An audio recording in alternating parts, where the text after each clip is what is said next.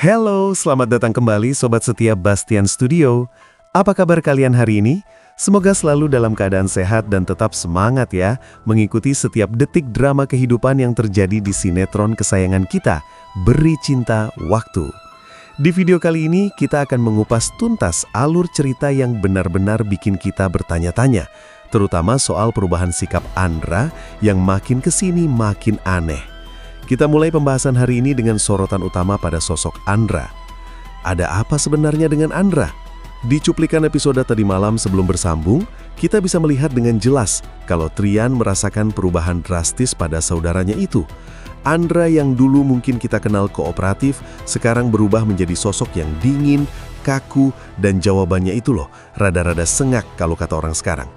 Trian mencoba mengajak ngobrol baik-baik, bertanya tentang situasi kantor, tapi respon Andra malah ketus dan penuh arogansi. Tentu saja ini membuat Trian dan kita semua jadi curiga. Apakah Andra sudah benar-benar dicuci otaknya oleh Pak Cahyadi? Dari ketegangan dingin di kantor, kita beralih ke ketegangan yang panas dan mencekam yang dialami oleh Muti. Sobat Bastian Studio, hati kita pasti ikut teriris melihat kondisi Muti saat ini. Dia benar-benar dalam bahaya besar. Muti dikurung sendirian di sebuah ruangan kosong yang asing, gelap, dan menakutkan. Saat Muti sadarkan diri, kepanikan langsung melanda. Dia bingung, saya di mana? Siapa yang bawa saya ke sini? Namun, Muti bukanlah wanita yang lemah. Meskipun ketakutan, naluri bertahan hidupnya bekerja. Dia berusaha mencari celah untuk kabur. Dia melihat sekeliling, mencari pintu atau jendela yang mungkin bisa dibuka. Dan benar saja, ada satu jendela yang terbuka. Dengan sisa-sisa tenaganya, Muti berusaha memanjat keluar. Tapi sayang seribu sayang, nasib baik belum berpihak padanya. Saat berusaha keluar, Muti terpeleset dan terjatuh cukup keras. Brak! Suara gaduh itu memecah kesunyian, dan fatalnya, suara itu terdengar oleh para penjaga yang ada di luar. Muti panik setengah mati. Dia berusaha bangkit, menahan rasa sakit di kakinya, dan melihat sekeliling. Betapa syoknya Muti saat menyadari di mana dia berada. Tempat itu jauh sekali dari perumahan warga. Kanan kiri hanya ilalang dan tanah kosong. Kemana dia harus lari? Kepada siapa dia harus meminta tolong? Muti dengan tangan gemetar mencoba merogoh saku, mencari ponsel untuk menghubungi Bimo atau Adila. Tapi nihil. Sinyal mungkin tidak ada, atau dia tidak sempat karena waktu sudah habis. Para penjaga bertopeng itu sudah mengetahui keberadaannya. Muti mencoba lari tertatih-tatih, tapi langkah kakinya kalah cepat. Akhirnya, Muti kembali tertangkap. Adegan ini benar-benar bikin kita gregetan dan kasihan. Muti diseret kembali masuk ke ruang kosong itu dengan kasar. Kali ini, para penculik itu tidak mau ambil resiko. Mereka mengikat tangan Muti agar tidak bisa kabur lagi. Dan tebakan kita benar sobat, orang-orang itu adalah suruhan Nathan. Terdengar instruksi dari Nathan yang menyuruh anak buahnya untuk menunggu perintah selanjutnya. Nathan benar-benar bermain rapi dan kejam kali ini. Muti dijadikan sandera, entah untuk memancing siapa. Sementara Muti berjuang antara hidup dan mati, kita kembali ke drama perkantoran yang tak kalah panasnya. Adegan berpindah ke kantor, di mana Trian dibuat bingung tujuh keliling. Saat Trian berjalan menuju ruangan Adila, istrinya, betapa kagetnya dia melihat pintu ruangan itu terbuka. Dan yang duduk di dalamnya bukanlah Adila, melainkan Naura. Trian masuk dengan wajah penuh tanda tanya. "Naura, kenapa kamu di sini?"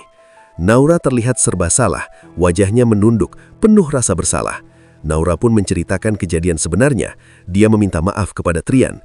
Dia bilang dia tidak tahu apa-apa, dia hanya menjalankan perintah. Ternyata Andra lah yang menyuruh Naura untuk pindah dan menempati ruangan Adila. Mendengar itu, darah Trian mendidih. Ini benar-benar terkelaluan, pikir Trian. Ruangan itu penuh kenangan dan dedikasi Adila, tapi sekarang digeser begitu saja, seolah Adila tidak ada harganya. Trian merasa tindakan Andra ini sudah terlalu di dalam hati, alias sudah sangat personal dan menyakitkan. Tanpa basa-basi, setelah menenangkan Naura yang ketakutan, Trian langsung melabrak Andra di ruangannya. Saat Trian masuk, Andra sedang sibuk menelpon klien. Melihat Trian nyelonong masuk tanpa permisi, Andra langsung mematikan teleponnya dan menatap Trian dengan tatapan tidak suka. Di sini, perubahan karakter Andra makin terlihat nyata. "Gara-gara kamu masuk ke sini, saya jadi harus men-skip obrolan dengan klien penting ini," bentak Andra. "Dan semuanya itu hanya gara-gara kamu mau tanya perihal Adila kan?" Wah, sengak banget kan gaya bicaranya?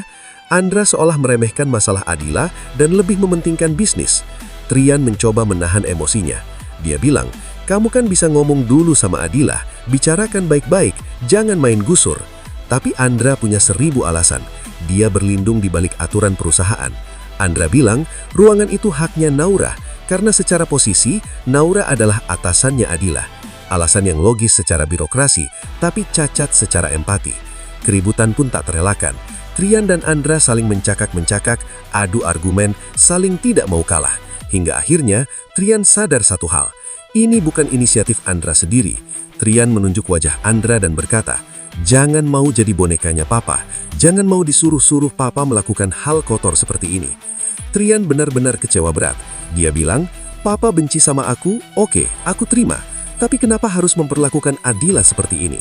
Yang gak profesional itu kalian." Trian benar-benar murka karena istrinya terus-terusan dizolimi oleh keluarganya sendiri. Dan benar saja dugaan Trian, di tempat lain, Adila sedang menghadapi bos terakhir, yaitu Pak Cahyadi. Adila dengan berani mendatangi Pak Cahyadi. Dia tahu semua penggusuran, semua teror ini pusatnya ada di orang tua ini. Namun bukannya mendapatkan penjelasan atau permintaan maaf, Adila malah disodorkan sebuah surat. Bukan surat biasa Sobat Bastian Studio, itu adalah surat perintah agar Adila menceraikan Trian. Gila ya, Pak Cahyadi benar-benar terobsesi memisahkan mereka. Dengan tatapan tajam, Pak Cahyadi memaksa Adila tanda tangan. Tapi Adila, wanita ini mental baja. Dengan tegas dia menolak. "Sampai kapanpun, saya tidak akan menceraikan Trian. Saya cinta sama Trian. Tolong, Bapak berhenti mengganggu saya dan keluarga saya." Jawaban Adila yang tegas itu membuat Pak Cahyadi makin emosi. Dia memberikan ultimatum mengerikan. "Saya kasih waktu 1 minggu. Kalau kamu tidak menceraikan Trian, saya akan lakukan apa saja untuk menghancurkan kamu dan keluargamu." Ancaman itu nyata, dan karena Adila terus membantah, Pak Cahyadi yang sudah habis kesabaran langsung memanggil anak buahnya, bodyguardnya. "Bawa dia keluar," perintah Cahyadi. Adila berusaha membela diri, tapi tenaga wanita tentu kalah melawan para penjaga bertubuh besar itu. Adila diseret paksa keluar dari rumah Pak Cahyadi. Adegan ini sangat memelukan. Adila diperlakukan seperti sampah, didorong hingga terhuyung-huyung keluar gerbang. Dan disinilah plot twistnya terjadi. Saat Adila didorong keluar dan hampir jatuh tersungkur ke aspal, tiba-tiba ada sepasang tangan kekar yang menangkap tubuhnya. Hap! Adila membuka matanya, kaget. Dia mendongak untuk melihat siapa penyelamatnya. Dan ternyata itu adalah Aditya. Mereka berdua saling berpandangan dalam posisi yang cukup intim. Adila berada dalam dekapan Aditya. Tatapan mereka bertemu. Adila syok. Kok bisa ada Aditya di sini? Aditya pun menatap Adila dengan tatapan yang sulit diartikan. Wah, gawat nih sobat. Kita semua jadi khawatir. Apakah ini kebetulan? Atau Aditya memang sedang mengintai rumah Pak Cahyadi? Dan yang lebih bikin kita was-was, jangan-jangan momen ini bakal jadi awal Aditya modusin Adila. Kita tahu kan, Aditya ini musuh dalam selimut yang kadang baik, kadang jahat. Kalau dia mulai PDKT ke Adila memanfaatkan situasi ini, wah, Trian bakal punya saingan berat. Dan sebagai penutup cerita yang makin rumit ini, kita dapat kabar tentang Bimo. Kenapa Bimo tidak menolong Muti? Ternyata, Bimo sedang berada di posisi yang sulit juga. Bimo ada di rumah sakit. Ibunya mengalami cedera kepala yang cukup parah.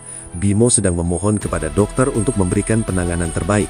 Jadi wajar kalau Bimo tidak bisa dihubungi Muti. Bimo sedang keos dengan urusan keluarganya sendiri. Ini benar-benar strategi musuh untuk memecah belah kekuatan Trian. Muti diculik, Bimo sibuk di rumah sakit, Adila diusir dari kantor dan diteror mertua, Trian ribut dengan Andra. Semuanya dibuat berantakan. Bagaimanakah kelanjutannya? Apakah Adila akan termakan bujuk rayu atau malah curiga pada Aditya? Bagaimana nasib Muti di tangan Nathan? Dan sampai kapan Andra akan menjadi boneka ayahnya? Sepertinya bakalan semakin seru dan menegangkan. Pokoknya stay tune terus aja. Nonton terus bareng Bastian Studio. Terima kasih buat kalian yang sudah selalu setia mendengarkan pembahasan ini. Jangan lupa like dan nantikan video selanjutnya. Sampai jumpa!